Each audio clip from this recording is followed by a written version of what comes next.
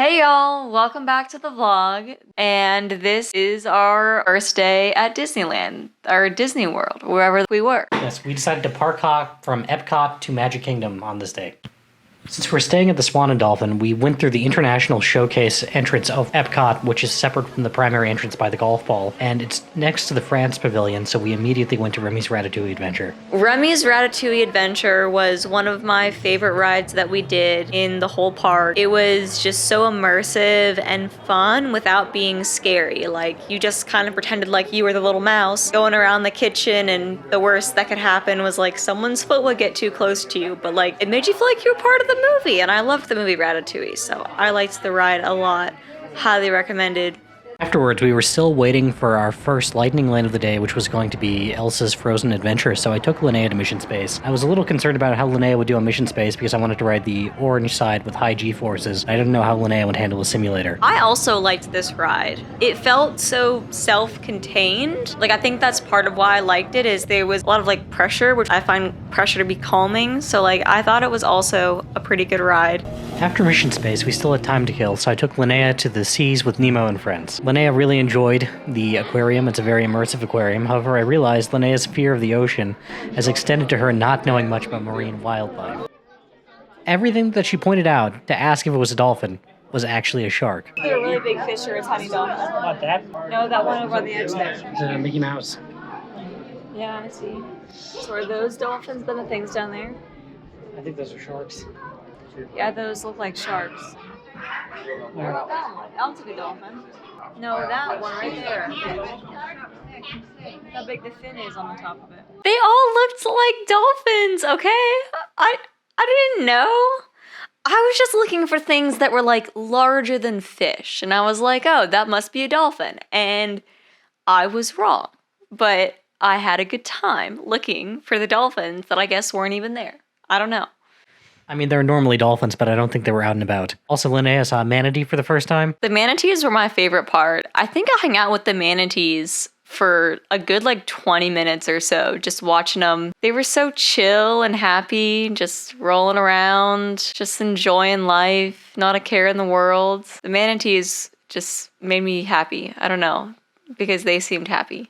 After the seas, it was finally time to use our Lightning Lane pass to do Frozen Ever After. I was skeptical of this ride because I used to really enjoy Maelstrom, which Frozen replaced, and surprisingly, it was a much higher quality attraction with a much more coherent theme than Maelstrom. I really liked the Frozen ride. It was just very pretty, like all the scenery was just really beautiful and lots of just sparkles, and it was just really, really fun. I liked it, and again, it was just I think you were on a boat, and so just kind of going on this boat, like through all these pretty scenes, and it was nice and relaxing. After Frozen, it was finally time for me to use my virtual queue pass to go on Guardians of the Galaxy Cosmic Rewind. I thought Linnea might be interested in riding it, but it turns out that she wasn't, so I decided to leave her at the Mexico Pavilion to have some fun. Yeah, the Mexico Pavilion was all right. It was really crowded, so I had to wait for like a long time, and all I wanted to do was to get like a margarita. I had to wait a long time, and then I finally was able to get one, and there was nowhere to sit inside the little restaurant area, so I just got my margarita, and I walked just outside, and I sat outside on like a rock, and I just drank my margarita, and it was delicious. And then I think I got another margarita. I got a frozen margarita after that. Such as the incredible importance of a legend called Footloose. About the plan to save Xandar from the road. Did you say the leader? I'm the leader. Wait, who said that? It was not. It was Florida to help Xandar. Okay. Wasn't exactly my idea. Is this the famous quote? Every Xandarian knows if you gave your life. So I just got off Guardians of the Galaxy Cosmic Rewind. I'm about to go pick up Linnea. She's not into this kind of thing. So I left her back in the Mexico Pavilion at the tequila bar. It was really fantastic, probably the best ride at Walt Disney World right now. It's a roller coaster with about the intensity of Space Mountain, but it has the motion of, if you've ever been to Universal Studios, kind of the Hogwarts experience, whirling motion as you go through things. The premise with the Guardians of the Galaxy ride is that you're visiting the planet of Xandar with the Nova Corps due to some kind of generator that's allowed them to open a warple. Out of nowhere, one of the Celestials appears. I'm not sure if it's Arishem the Judge or one of the other ones. I don't think it's Arishem. And he steals the galactic generator and uses it to transport Earth back in time, ultimately to pass his judgment on it. The Guardians then subsequently help steal the generator back, and you go through the history of the universe on this roller coaster type ride. It was a really good time, and now I'm going to pick up Linnea. Because there was a frozen margarita stand. So I was like 2 drinks in at this point. I was pretty chill. So those drinks were very good and very strong. Like some of the strongest drinks I have had, especially the frozen margarita. So I was really feeling it by the time Robert came back. Where we had a second lightning lane of the day on Soarin. Oh, Soaring was so fun. I really liked that ride. It felt like you were just soaring. What else would you describe it as? I liked it a lot. And I also liked that it wasn't overstimulated, like feeling like you were going over a bunch of different landscapes and traveling the world in the sky. It was just so simple, and that was what I loved about it. After Soarin', we went on a cult classic and one of my personal favorites, Living with the Land.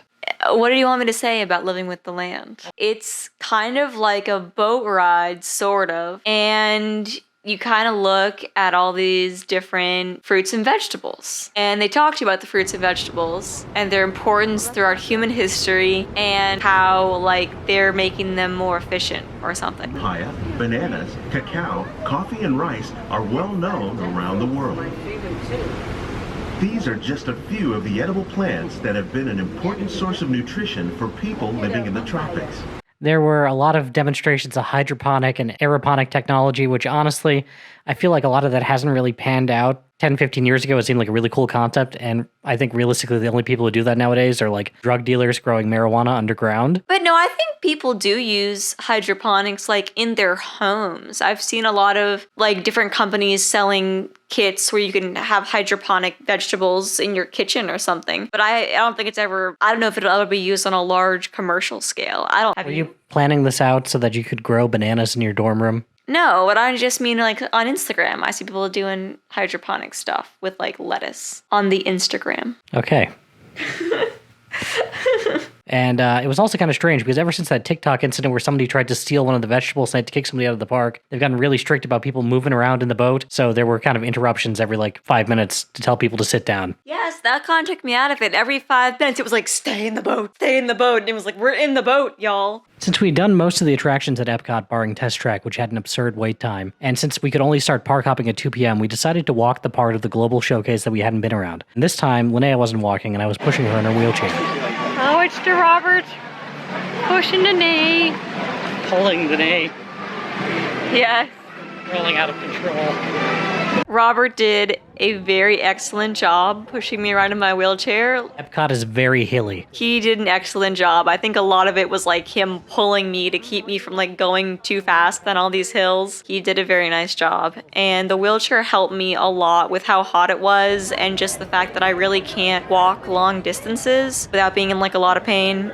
That was super helpful for me, and it made the whole trip a lot more enjoyable for us both. And so yeah, he just pushed me around and we looked at all these different things, looked at all the different types of food we could be eating, and we settled on Moroccan food, which I actually love so much. I don't get to have it very often, but I have cousins that lived in Morocco for a long time, and so they used to always cook Moroccan food for us when we were with them, and so I have a lot of positive childhood memories of Moroccan food. And so when I saw that there was a Moroccan restaurant, I really, really wanted to go there, and it was phenomenal. It was some of the best food that we had while we were in Disney. And, you know, after a brief exhibit on kawaii culture and cute culture in Japan, we went into a section that had international snacks. I have this fascination with Japanese snacks. They just always seem so different from what we have here. And so I just looked at all the snacks for quite a while. We didn't buy any snacks, but I just wanted to look at all of them. And it was a delightful, delightful time. Know in the comments if we want to see Linnea in Japan summer 2023. We're not going to go all the way to Japan. It's like the other side of the world. So? Do you want to go to Japan? Obviously. Oh my goodness, that would be fun. My dad said it's very clean in Japan. It's also really cheap right now. All the currencies in the world are down relative to the US dollar. It's the time to go abroad. We should go abroad in 2023. Remember I told you I wanted to go abroad our next vacation? If you watch the vlog, you know what's up. After lunch, we decided to get dessert at the caramel store in the Germany Pavilion. One of my other snack fascinations is caramel and chocolate. And so I loved looking at all the various caramel chocolate treats. And I ended up getting this caramel dark chocolate candy with sea salt on top of it. And it was giant. It was very, very sweet and it was huge. Like there was way too much caramel to the ratio of chocolate and I definitely could not finish it. I had a caramel apple.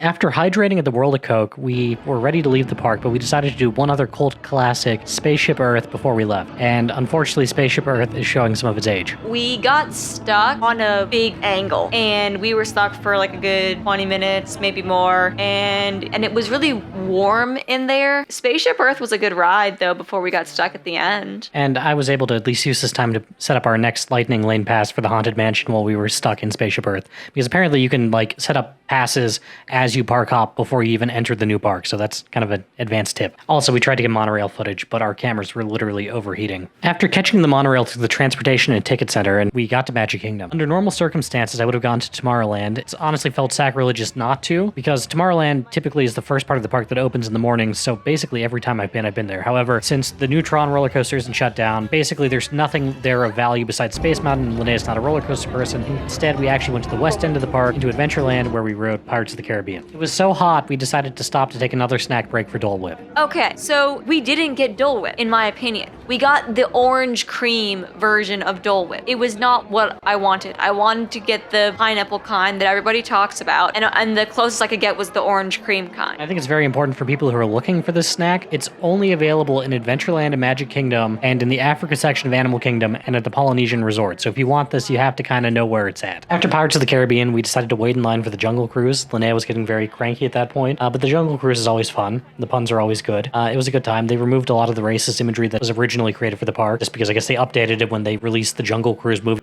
Dying from heat exhaustion, we decided to go to the Hall of Presidents, which was interesting. It was just so good to be out of the heat, and I don't even remember the show, really. No one remembers the show. People only go because it has air conditioning. We were able to use our last, I believe our last or second to last Lightning Lane pass of the day on Haunted Mansion. I don't know if Linnea enjoyed it. I don't even remember it. It's like a blur of heat exhaustion. Well, anyways, it was kind of tense because we almost missed our dinner reservation because it took longer to go through the Haunted Mansion than expected. We should just let Robert comment on all the rides. He has a better memory than I do. It could be a false memory. I've been so many times. I could just be filling in details. Wait, you've been to Disney like a jillion times. You remember all these rides by heart, probably. Why am I commenting? I went once in July, which was 5 months ago. Because you're seeing it through new eyes. It's like us having a kid and us taking it to Disney World. I get to experience it through you. I was hot and cranky. Why do you want to experience it through me? So are toddlers. Oh dear. As the night started coming to a close, we decided to kind of wind down with the classic Disney rides. So we went to Fantasyland, where we rode Winnie the Pooh. Winnie the Pooh was my favorite childhood show. I used to get up at 5:30 every day. It's weird that you know the show and not the movie. Because the show was so magical and there were so many episodes. I'm sure I saw the movie, but like the show, people remember the show, Robert. I don't even know what movie you're talking about. The Many Adventures of Winnie the Pooh? Yeah, I've seen that too. But they made a show out of it. The show was about the Many Adventures of Winnie the Pooh. It was great. It was like a masterpiece of cinema. And people need to remember this show. The ride was awesome. I think we rode it twice. It feels like you're in Winnie the Pooh, guys. You gotta go. It was like the best part of the whole freaking day was feeling like you were in Winnie the Pooh. That I would go back and I would ride that ride like 10 times. We at least rode it twice because I wanted to feel like I was in Winnie the Pooh. Did you enjoy bouncing the ticker? Yes, obviously. Scared of the heffalumps and woozles? Oh, that was so great. They were so colorful. And they did the blustery day. They did when it rained a whole bunch. They had all the bangers, all the classic scenes. The scenes that you love. They had all the classic Winnie the Pooh scenes. And they had when Owl's house fell down, I think. And there was no line because everyone was trying to see the fireworks or whatever. Yeah.